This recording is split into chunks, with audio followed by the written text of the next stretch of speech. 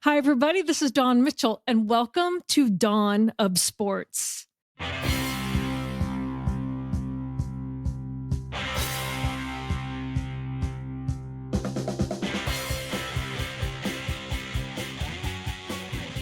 Today, I have an awesome guest, and it comes right at a crucial time as the Wild are just inching their way. They need one more point to get to the postseason. We have Sarah McLellen from the Star Tribune, and you know her work. She is the Wild beat reporter. She is from Edmonton, raised in Arizona. So she's kind of like bipolar like me. She likes the hot, she likes the cold, and she loves hockey. So we have that coming up.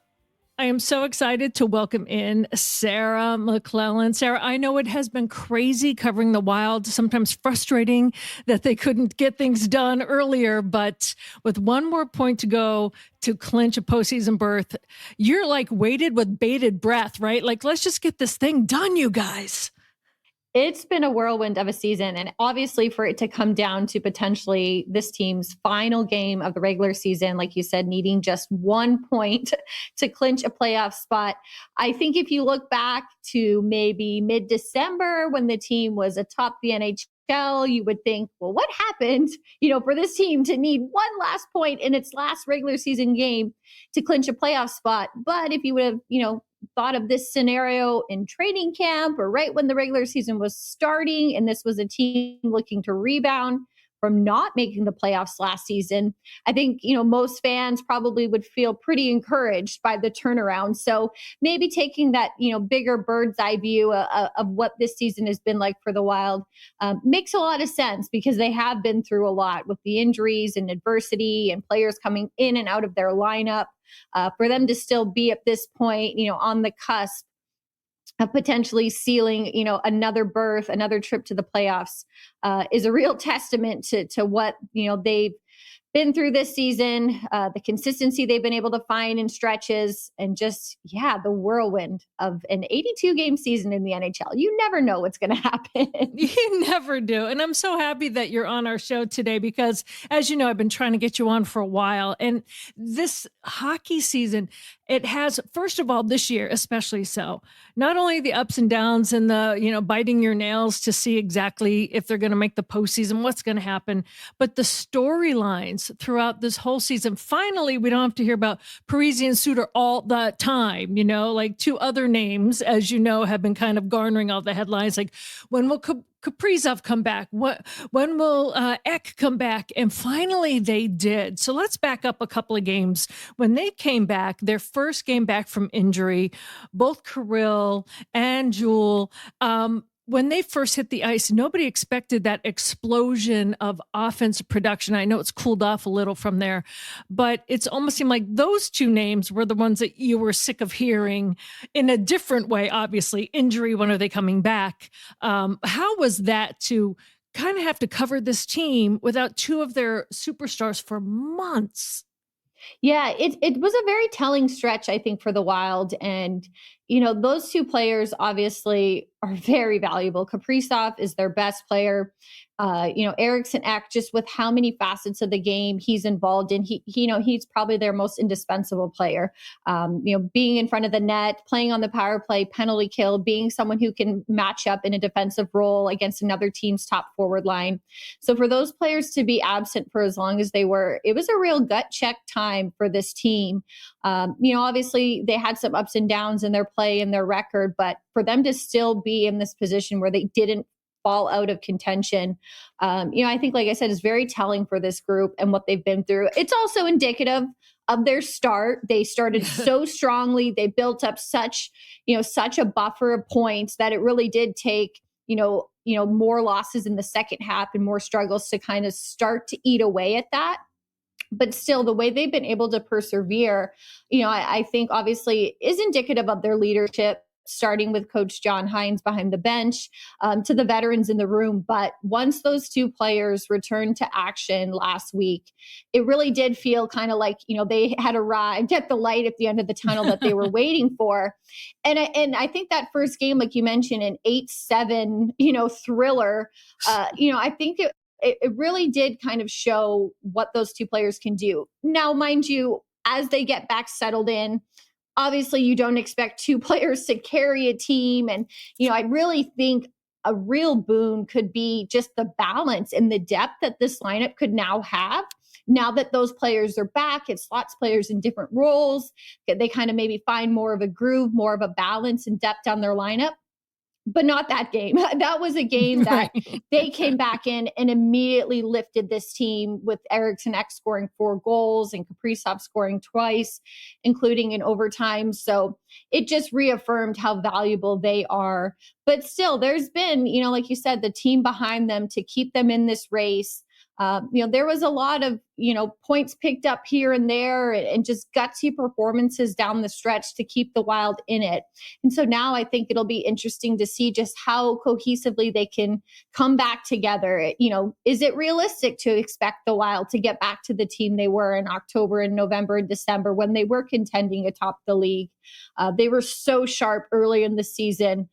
It was almost machine-like in, their precision and how they were able to win and have success. So we'll see if these handful of games at the end of the regular season are enough for them to kind of get back on the same page and maybe rediscover that chemistry throughout the lineup. But it really did feel, like I said, like they had finally reached that light at the end of the tunnel, just as a team emotionally getting those two players back in the lineup.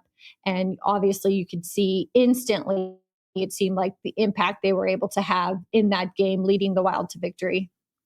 One of the relationships that I really love, and you've written about it, is not only Kaprizov, obviously on the ice, but how he is with Matt Zuccarello and just their relationship together.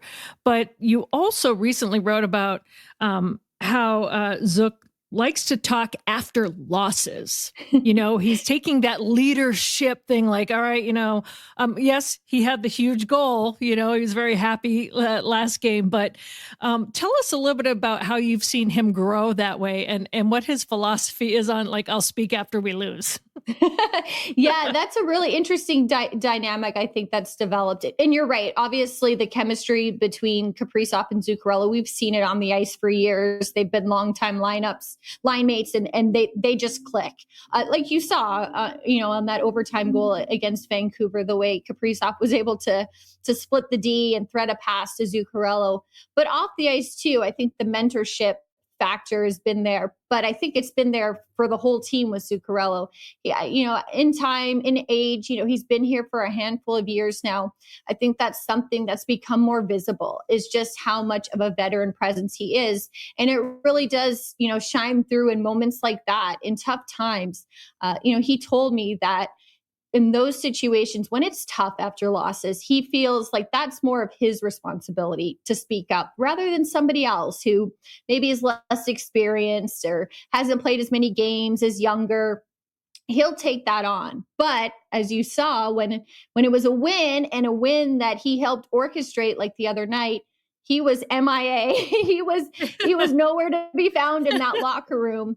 And I think that just kind of speaks to the, really the role and niche that he's carved out for himself on the team. He is okay to just kind of, be the playmaker, set somebody else up for a goal. When times are tough and there's losses, even if he doesn't have an answer for it, he still speaks to it and still tries to, answer questions as best as he can, give some context to what the team is feeling.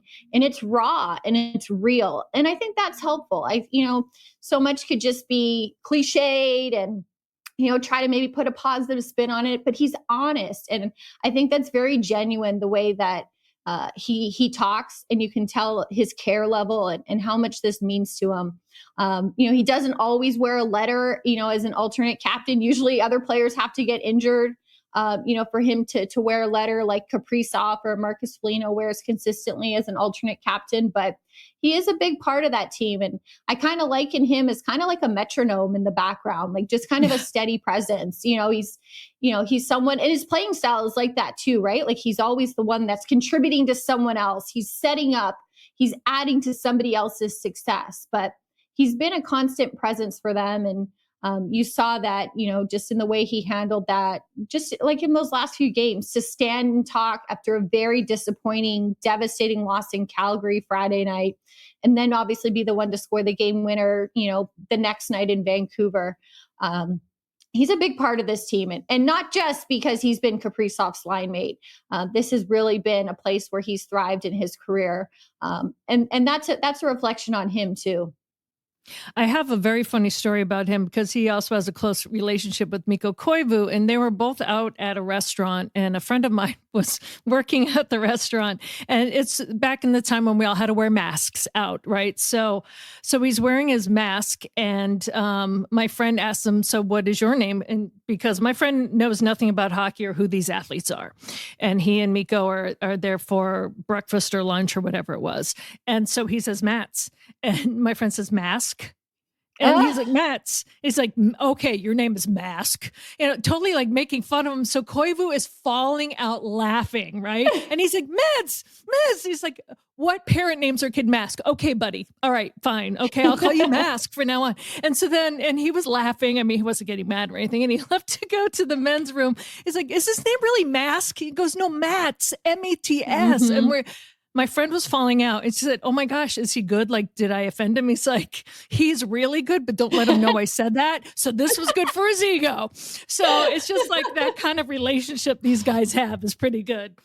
Oh, totally. And, even just to see how he's bonded with Kaprizov and over the years, and just, it extends beyond the ice, right? It's a friendship. And so right. you can see that. And I remember talking to him earlier this season and asking him, with Kaprizov, you look back to the season he was having in the first half, he was the clear front runner for the MVP. I mean, he was at that type of level with how he was leading this team on the ice, the points he was putting up. And I actually asked Matt, what did you make of that? And just obviously the injury kind of obviously halted all that momentum and took him out of that conversation. And, he said, it bothers me, as his teammate, wanting him to have success. He won't acknowledge that. He won't talk about that. But I wanted to see that for him. That is totally his type of vibe and demeanor. And you see that in, the way that they are able to interact, their chemistry on the bench, the way they talk. Having said that, though, some of it is probably just instinct, because that overtime goal the other night against the Canucks, that was not something they designed. That was not something they talk about. They just go out there and play and have this uncanny knack for finding each other. So you see that, and you've seen it through the years. It's totally unique when players connect like that. All right, we're talking with Sarah McLellen from Star Tribune. We're talking all things wild. We're just going to take a quick pause right here and thank our amazing sponsors that can bring this show to you. Back to Dawn and Sarah in a moment. Did want to let you know that we're sponsored by Natrium, Natreum.com. Go to the website, order it for delivery. I also recommend, if you can, going to the Mothership store in St. Louis Park, because there's so many varieties, candies, gummies, dips, balms, oils for your gut, quick fix things for stress, and they come in a million different flavors. There's so many different levels of THC, of CBD, different combinations. I really recommend going and talking to a professional. First time I went into one of these stores, I talked to somebody. I told them what my preferences were, what I wanted to use it for, which is mainly sleep and joint pain. And, what they gave me tasted great, and I use it all the time. I use the roll-on bombs. I use the sleep aids, especially the Goodnight Moon sleep aids. But you might want it for fun. You might want it for taste. Go in and talk to a professional. Once you figure out exactly what works for you, then you can just order it from the website. Highly recommend it. It's natural products. They'll make you feel better. They make me feel better. So go to Natrium.com to check them out. When people think of the Freemasons, they often think of secret handshakes and unusual hats, and of course, the pancake breakfast. Minnesota Masonic Charities would prefer that you think about the work that they do right here in our community. Places like the Masonic Cancer Center at the University of Minnesota, or the Masonic Children's Hospital and the Masonic Home in Bloomington. They are just a few examples of the important work that the Freemasons support here in Minnesota. As part of the largest fraternal organization in the world, Masons have consistently answered the call when it comes to charitable needs. I am happy that Minnesota Masonic Charities has chosen Minnesota Bound and this podcast as a place to help spread the word. We look forward to learning so much more about their many programs here in the weeks to come. Okay, we're back here with Sarah. Now, Sarah, I know just recently we've all been waiting for Zeev Bouillon to join the team. And already, I think day one, Marc-Andre Fleury has already been punking him and pulling some things just to make him feel welcome. You know, whenever you have this young infusion, you know, they're coming off the NCAAs, you know, they're signing their first contract. He signed a 3-year deal and he's entering like, you know, the locker room and he's seeing a dream come true. And then to have guys just kind of embrace him immediately. And we saw it happen, obviously, with Brock Faber. Defenseman comes in and plays immediately. And Billy Guerin said, hey, he's going to play immediately. What does that do to a locker room to infuse like that youthful joy again? You know, and I think it brings perspective too, right? Because like as much as this is a job, these are these players' dream comes true to be in the NHL, and you know, I think that's a good reminder of that. Like it's funny because obviously Zeev left college, and now it probably feels like he's back at school, like the first day, right? You show up and you're trying to find out where to go, where do I sit? You're learning everybody's names, so I'm sure it's been a whirlwind, especially, you know, just playing in the Frozen Four and trying to vie for another title with Denver. But he really thought that those experiences, the championships he's been able to win, also at World Juniors, that he really kind of squeezed everything out of the experience that he could at Denver, and he felt ready. And so we'll see how the transition goes. You know, not everybody is a Brock Faber, right? To just kind of seamlessly make that jump. But, you know, you look at the skill set and the pedigree that Zeev has, you know, I think there's something to be said for the experience that he has gained. He's played in big games. He's played in these pressure packed situations, and he's had a really good track record, you know, coming out of those games and experiences. And I think that's helpful. And two, on the flip side, just being around this team right now, being able to be part of, you know, them trying to seal a playoff berth and extend their season, the experience that he's going to gain, you know, even just looking around the room, listening in on meetings, watching, observing, you know, talking to other players, I think that's probably really going to set him up to have, you know, a seamless return next season, come back from the beginning, get a training camp in with this team. But clearly, you know, the skill set is there for him to be such a high first rounder, so highly touted for his offensive defenseman, you know, skill set, the way he's able to run a power play. You know, I know for him personally, his positioning, his defensive game was a big focus for him this season at Denver.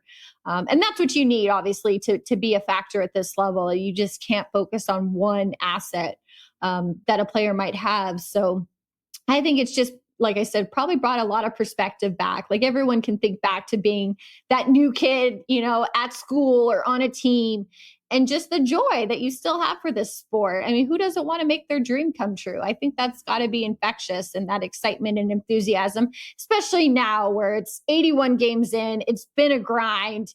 It's so tough to even just advance and get that one extra point that the Wild need to move on. You know, I think the timing probably couldn't be better in that sense. You know, the cool thing I saw, you mentioned like being the kid the first day, you don't know where to sit, you don't know whatever. Well, he was totally set up, right? I think he said on the Wild social media, like they go, yeah, we want to go sit over there. And so he goes and sits, and then Flower comes over and goes, that's my seat. And he was like, what? And he goes, we're just joking. We're just joking. I mean, they're like, oh, you can't win. You can't win. But it's funny. He just seems to take it in stride. And, you know, and speaking of Flower, I mean, we talked about the storylines going on this year. You know, I mean, how he's really embraced Gus and helped Gus bring his game up to another level. All the while, this is his finale. You know, it's just a beautiful thing to see. It's the fitting way for Flower to go out. He didn't want to give up so many goals in his last home start. We know that, but he said, hey, I guess I'll take the 2 points. But just that relationship and just how he is seeing his swan song in the NHL play out. Like I just smile. It's just so fitting. Like his smile is the biggest smile ever, you know, but, you know, every town that just welcomes him. And when you saw Ovi bring his guys back out, just the respect, it's just beautiful to see. Yeah, you're right. Fitting is the right word. And you know what? his kind of push to this finish line of his career has kind of taken a back seat to the playoff race, right? Because Yeah. if this was a position that was locked up, maybe a week or two ago, he might have, been able to play a little bit more down the stretch, but they've been so focused and desperate on points that obviously Philip Gustafson has played most of the games, these last few weeks, but he has been ever, the team first guy, and that's been his attitude. And I think you're right. That's why it's fitting, because when you think of Marc-Andre Fleury, you think of obviously the second winningest goaltender of all time. You think of all the games and the wins and the success and the shutouts and 3 Stanley Cups and a Vezina trophy as the league's best goalie. You think of the smile, you think of the practical jokes, but he also is very much a team guy and a team player. He's been in this situation before in his career where even though he was the starter and he was playing most of the games, he's been passed over and somebody else has stepped in. And he's still been very much dedicated and committed to the team.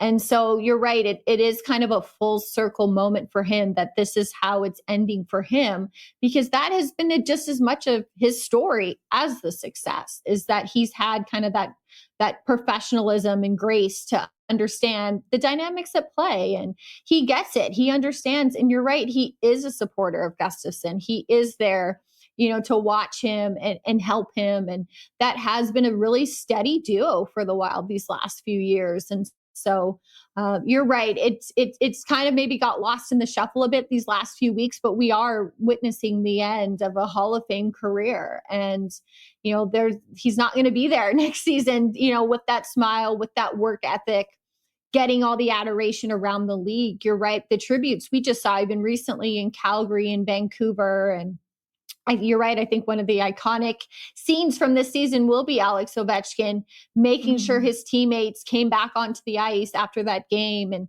had a handshake line, with Marc-Andre Fleury. I remember even earlier in the season, the showing he received in Montreal. He's never played for the Canadians. Right. He grew up in Quebec, obviously, but the attention and recognition he's received, it clearly is indicative of who he is as a player, but also maybe more so as a person, right? Just how he treats people and the legacy that he's amassed through all these years in the league.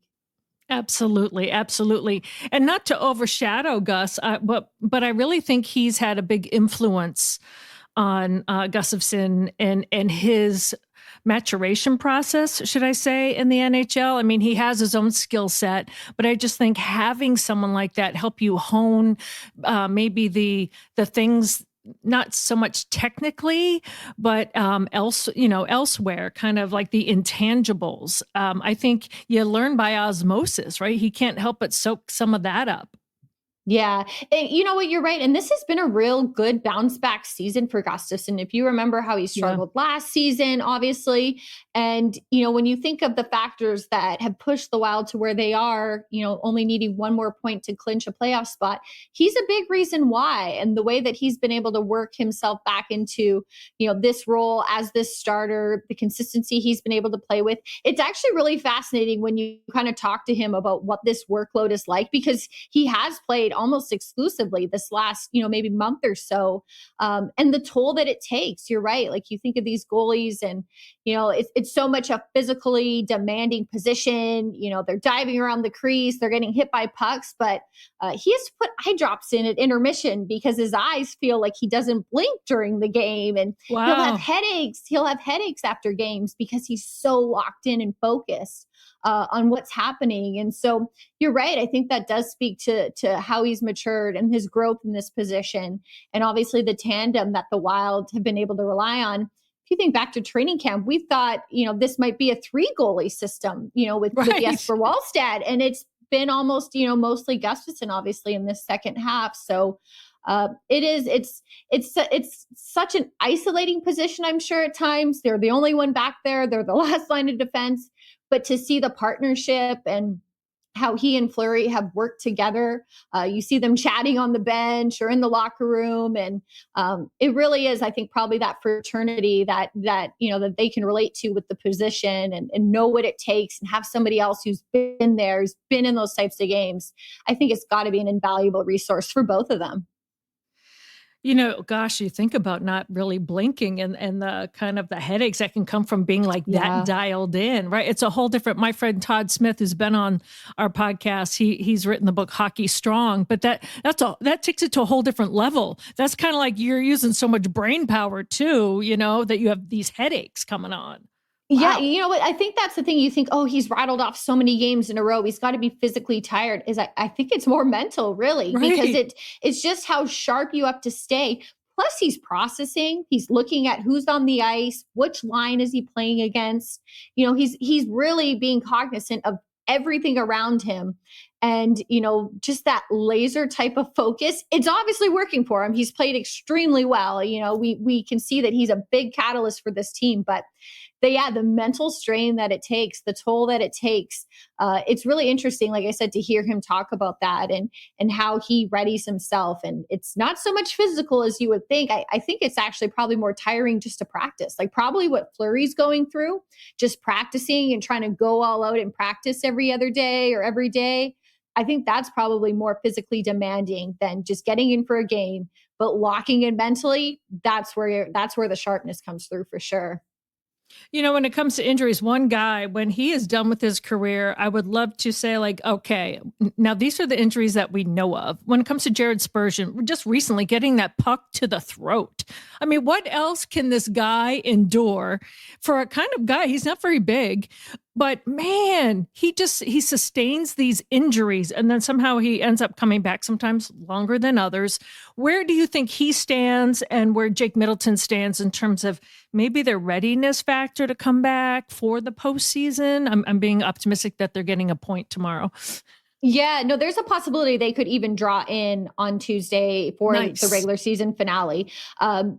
Middleton skated on Monday, so it does look like he's getting closer to return. He's been out since he got boarded on April 4th back against the Islanders. But yeah, what a scary situation for Spurgeon to get hit in the throat with a puck and just, feeling lightheaded. And that's obviously a very scary situation. So he didn't play against the Canucks, obviously. He even in that game against Calgary, he came back for a little bit and played, but obviously didn't finish the game. And it has just been an endless cycle, obviously, of injuries this season with this team. But the fact that there, possibilities to play for the regular season finale obviously is encouraging news for the team that they could be, close to, or at least at maybe even full strength, for the playoffs. And that hasn't happened in months. This is a team that hasn't had everyone available since November. Wow. So that would really, obviously, good timing for the playoffs to have everyone potentially available. But that's how long this has been going on, where someone, gets hurt, exits the lineup, somebody else comes back, somebody else leaves. It has just been a carousel all season long. Well, Sarah, I have known you for a long time. I so appreciate, but I just want to send you out your own public flowers, so to speak, when it comes to covering the Wild and the great job that you do. And this podcast likes to support very strong women and that have leadership roles in sports. And you come to the top of mind. And you and I could talk hockey all day long, but also talk travel and everything else. That I just want to say, I am so happy that you are one of the torch carriers for women in the NHL. You have done such a great job, and I enjoy reading every single thing that you put out. So thank you so much for all that you do, not only just in general as a journalist, but also leading the way for any young female journalists that want to come along. Oh, well, thank you for saying that. That is so nice of you to say. I so appreciate it. But thank you, because you are an inspiration too. And I really look up to and admire your work. So it has been a pleasure to talk with you again. Well, hopefully I will be at the game tomorrow. We'll also, before the game, find out who will be coaching the U.S. team, I believe, right? I think that's the announcement tomorrow World beforehand. Juniors. Yeah, World Juniors. So that will be coming here for anyone that's listening. If they don't follow along, they'll be here. So, but then the big game. So let's hope for a point, right? Finally get her done, as they say. And that's when you take one little breath and you get ready for the postseason, right? Exactly. You got it. All right, Sarah McLellen. Sarah, thank you so much. I look forward to a long postseason coverage for you. Thank you for having me, John. This was great. Awesome. Thanks.